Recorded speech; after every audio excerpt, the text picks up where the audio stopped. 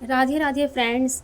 आज रविवार महालक्ष्मी आश्विन शुक्ल अष्टमी भी है, जिसमें कि महालक्ष्मी व्रत का जो 16 दिन की पूजा होती है माँ की, उसका समापन भी है और साथ ही साथ जीवतिया का व्रत भी है। जीवतिया जिसे कि जीतिया भी कहते हैं।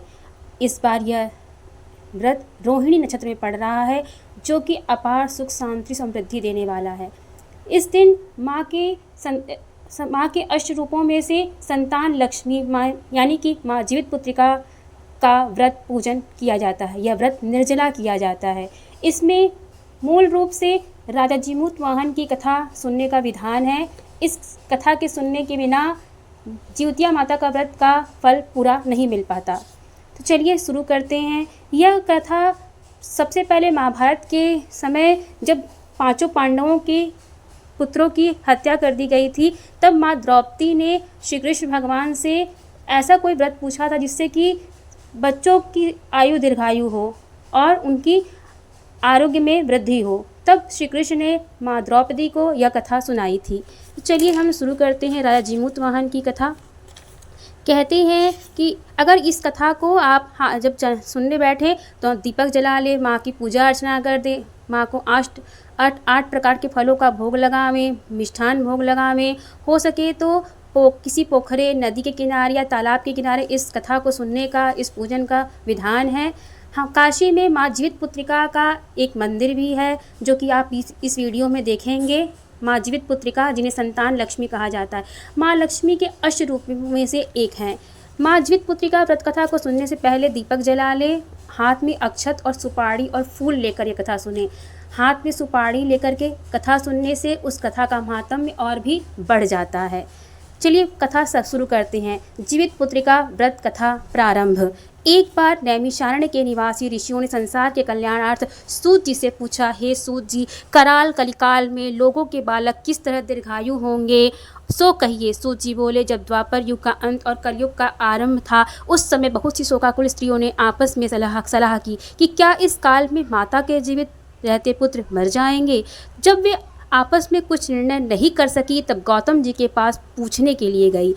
जब उनके पास पहुंची तो उस समय गौतम जी आनंद के साथ बैठे थे। उनके सामने जाकर उन्होंने मस्तक झुकाकर प्रणाम किया। तदनंतर स्त्रियों ने पूछा, हे प्रभु, इस कलयुग में लोगों के पुत्र किस तरह जीवित रहेंगे, इसके लिए कोई व्रत या तप हो तो कृपा करके बतलाइए। इस तरह उनकी बात सुनकर गौतम जी बोले, आपसे मैं वही बात करूँगा जो मैंने पहले से सुन रखी है। गौतम जी ने कहा, जब महाभारत युद्ध का अंत हो गया और द्रोण पुत्र अश्वत्थामा के द्वारा अपने बेटों को मरा हुआ देखकर सब पांडव बड़े दुखी हुए, तो पुत्र के शोक से व्याकुल होकर द्रौपदी अपनी सखियों के साथ ब्राह्मण श्रेष्ठ धौम्य के पास गई और उसने धौम्य से कहा, हे विपेंद्र, कौन सा उपाय करने से बच्चे दीर्घायु हो सकते हैं, यह आप कृपा करके ठीक ठीक कहिए। धौम्य बोले, सतयुग में बच्चे दीर्घायु हो सकते हैं। सत्य बोलने वाला, सत्याचरण करने वाला समदर्शी जीमूतवाहन नामक एक राजा था सतयुग में। एक बार वह अपनी स्त्री के साथ अपनी ससुराल गया और वहीं रहने लगा। एक दिन आधी रात के समय पुत्र के शोक से व्याकुल होकर कोई स्त्री रोने लगी, क्योंकि वह अपने बेटे के दर्शन से निराश हो चुकी थी। उसका पुत्र मर चुका था। वह रोती हुई कहती थी, हाय, मुझ बूढ़ी माता के सामने बेटा मरा जा रहा है। उसका रुदन सुनकर राजा जीमूतवाहन का तो मानो हृदय विदीर्ण हो गया। वह तत्काल उस स्त्री के पास गया और उससे पूछा, तुम्हारा बेटा कैसे मरा है। बूढ़ी ने कहा, गरुण प्रतिदिन आकर गांव के लड़कों को खा जाता है। इस पर उस दयालु राजा ने कहा, माता, अब तुम रो मत, आनंद से बैठो, मैं तुम्हारे बच्चे को बचाने का प्रयत्न करता हूँ। ऐसा कहकर राजा उस स्थान पर गया जहाँ गरुण आकर प्रतिदिन मांस खाया करता था। उसी समय गरुण भी उस पर टूट पड़ा और मांस खाने लगा।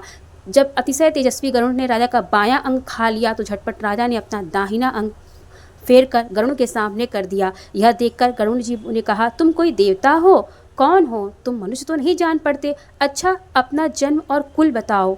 पीड़ा से व्याकुल मन वाले राजा ने कहा, हे पक्षीराज, इस तरह के प्रश्न करना व्यर्थ है। तुम अपनी इच्छा भर मेरा मांस खाओ। यह सुनकर गरुण रुक गए और बड़े आदर से राजा के जन्म और कुल की बात पूछने लगे। राजा ने कहा, मेरी माता का नाम शैव्या और मेरे पिता का नाम शालिवाहन है। सूर्यवंश में मेरा जन्म हुआ है और जीमूतवाहन मेरा नाम है। राजा की दयालुता देखकर गरुण ने कहा, हे महाभाग, तुम्हारे मन में जो अभिलाषा हो वह वर मांगो। यदि आप मुझे वर दें तो आप मुझे वर दें तो वर दीजिए कि आपने अब तक जिन प्राणियों को खाया है वे सब जीवित हो जाएं। हे स्वामी, अब से आप यहाँ बालकों को न खाएं और कोई ऐसा उपाय करें कि वहाँ जहाँ जो उत्पन्न हो वे लोग बहुत दिनों तक जीवित रहें। धौम्य ने कहा, पक्षीराज गरुण राजा को वरदान देकर स्वयं अमृत लाने के लिए नागलोक चले गए। वहाँ से अमृत लाकर उन्होंने उन मरे हुए मनुष्यों की हड्डियों पर बरसाया। ऐसा करने से सब लोग जीवित हो गए जिनको कि पहले गरुण ने खाया था। राजा के त्याग और गरुण की कृपा से वहाँ वालों का बहुत कष्ट दूर हो गया।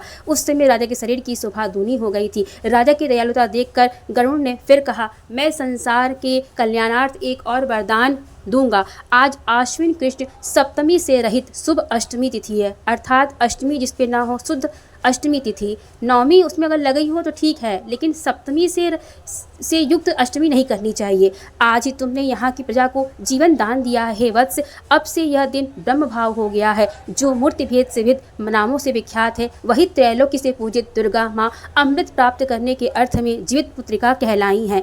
संतान लक्ष्मी माता हैं। जो इस तिथि को जो स्त्रियां इस जीवित पुत्रिका की और कुछ की आकृति बनाकर तुम्हारी पूजा करेंगी, अर्थात जीवित वाहन राजा की पूजा करेंगी, तो दिन दिन उनका सौभाग्य बढ़ेगा और वंश की भी वृद्धि होती रहेगी। हे महाभाग, इस विषय में विचार करने की भी आवश्यकता नहीं है। हे राजन, सप्तमी से रहित और उदय तिथि को अष्टमी को व्रत करें, यानी सप्तमी विरुद्ध अष्टमी जिस दिन हो उस दिन व्रत न कर शुद्ध अष्टमी को व्रत करें और नवमी में पारण करें। यदि इस पर ध्यान न दिया गया तो फल नष्ट हो जाएगा और सौभाग्य तो अवश्य ही चला जाएगा।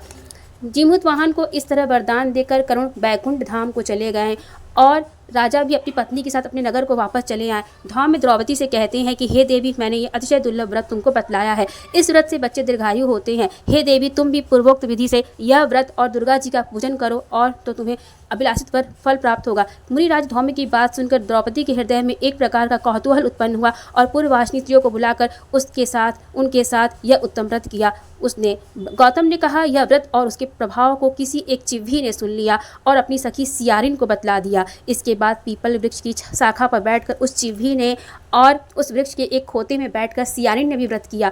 फिर वही चिव्ही किसी उत्तम ब्राह्मण के मुँह से यह कथा सुन आई और पीपल के खोते में बैठी हुई अपनी सखी को सुनाया। सियारिन ने आधी कथा सुनी तो उससे भूख लग गई। वह उसी समय शौक से भरे हुए स्मशान में पहुंची। वहां उसने इच्छा भर मांस का भोजन किया और चिव्ही बिना कुछ खाए पिए रह गई और सवेरा हो गया। सवेरे वह गौशाले में गई और वहां गौ का दूध पिया। इस तरह नवमी को उसने पारण किया। कुछ दिनों बाद वे दोनों मर गईं और अयोध्या में किसी धनी व्यापारी के घर जन्मी। संयोग से उन दोनों का जन्म एक ही घर में हुआ, जिसमें सियारिन ज्येष्ठ हुई और चिव्ही छोटी।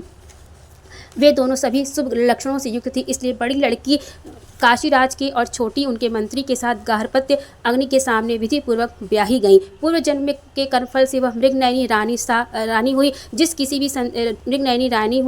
जिस किसी भी संतान को उत्पन्न करती वह मर जाती और पूर्व जन्म की बातों को स्मरण करने वाली मंत्री की पत्नी ने अष्ट वसुओं के सदृश तेजस्वी 8 बेटे उत्पन्न किए और सभी जीवित रह गए। अपनी बहन के पुत्रों को जीवित देखकर ईर्ष्यावश पत्नी ने अपने स्वामी से कहा, यदि तुम मुझे जीवित रखना चाहती हो तो मंत्री के पुत्रों को भी वहाँ भेज दो जहाँ कि मेरे बेटे गए, अर्थात इन्हें मार डालो। यह सुनकर राजा ने उस मंत्री के पुत्रों को मारने के लिए कई प्रकार के वेद किए,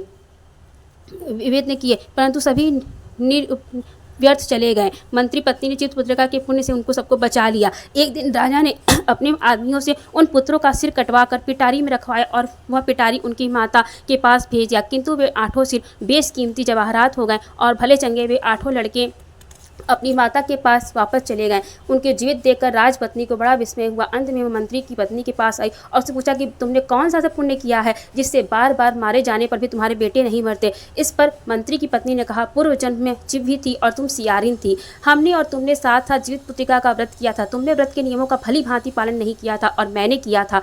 इसी दोष से वे हे बहन तुम्हारे बेटे नहीं जीते हैं। ओ राजरानी, अब भी तुम उस जीवित पुत्रिका व्रत को करो तो तुम्हारे बेटे दीर्घायु होंगे। मैं तुमसे सच सच कह रही हूँ। उसकी कथा अनुसार रानी ने व्रत किया, तभी से उसके कई बेटे सुंदर और दीर्घायु होकर बड़े बड़े राजा हुए। सूत जी कहते हैं कि सब प्रकार का आनंद देने वाला मैंने यह दिव्य व्रत बतलाया। स्त्रियां चिरंजीवी संतान चाहती हों तो वे विधि पूर्वक यह व्रत करें।